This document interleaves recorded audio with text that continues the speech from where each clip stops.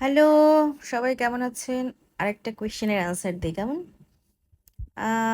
আপু প্লিজ একটা রিপ্লাই দেবেন। আমার পিরিয়ড মিস হয়েছে 7 দিন ওভার হয়ে গেছে, কিন্তু এখন আমি বুঝবো কিভাবে যে আমি প্রেগন্যান্ট। আপনি বাসায় যেটা করতে পারেন যে কাঠি পরীক্ষা যেটাকে আমরা বলি, এগুলো 50, 60, 70, 80 টাকা করে দাম। সেটা নিয়ে এসে মর্নিং ইউরিন যেটা খালি পেটে ঘুম থেকে উঠে সেখানে ডিপ করে দেখতে পারেন যে 2 দাগ আসলে সেটা প্রেগনেন্ট, 1 দাগ আসলে নন প্রেগনেন্ট না। যদি নেগেটিভ আসে তাহলে আপনি 7 দিন পরে আরেকবার পরীক্ষাটা করবেন। তারপর যদি পজিটিভ আসে তো ভালো, আর যদি তারপরও নেগেটিভ আসে ইন দ্যাট কেস আপনারা হচ্ছে তখন তো আপনার মাসিকটা নিয়মিত করতে হবে, মাসিকটা হতে হবে, তাই না? মাসিক অনিয়মিত থাকলে কিছু সমস্যা আছে, সেটা আমি পরে বলছি।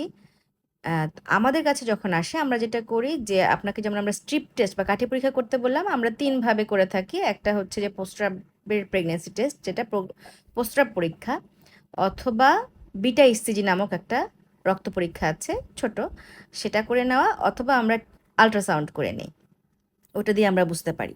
তো প্রেগনেন্ট হলে ভালো, আমরা প্রেগনেন্সির মতো চেক আপ করি। আর যদি প্রেগনেন্ট না হয় তখন কিছুদিন অপেক্ষা করে দেখা যেতে পারে, কারণ বিভিন্ন কারণে মাসিক অনিয়মিত হতে পারে। যেমন এই যে অনেকে রোজা রাখছে, একটা খাবারের একটা অনিয়ম হয়েছে, বা স্ট্রেস, বা হঠাৎ করে বেশি ওয়েট গেইন হওয়া, বা ওয়েট লস হওয়া, এরকম বিভিন্ন কারণে হতে পারে। অথবা তার হরমোনাল ইমব্যালেন্স হয়ে থাকতে পারে। হুম, তার জরায়ুতে কোনো প্রবলেম থাকতে পারে, তো আমরা তো জানি না যে কোন কারণে হয়েছে।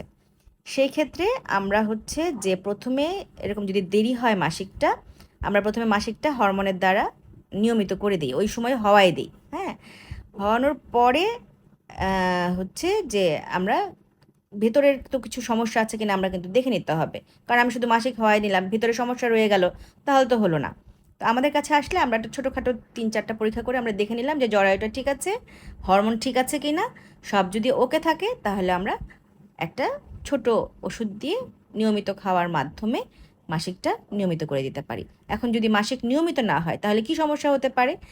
মাসিক যদি অনেক দিন বন্ধ থাকে, জরায়ুর ভেতরের যে লেয়ারটা, এটাকে আমরা এন্ডোমেট্রিয়াম বলি, এটা মোটা হয়ে যায়।